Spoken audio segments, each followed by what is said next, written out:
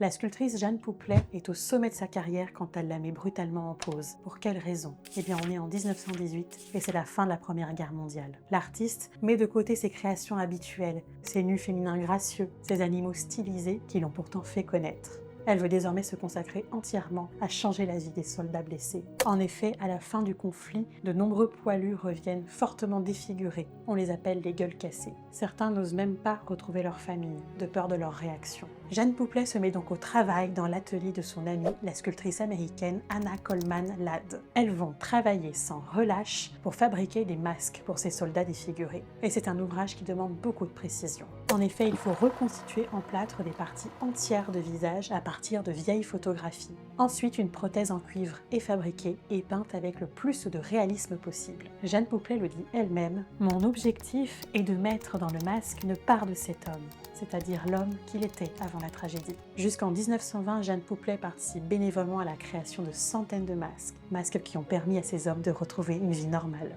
Mais l'artiste, éprouvé par la souffrance de tous ces soldats, aura ensuite bien du mal à retrouver ses sujets de prédilection.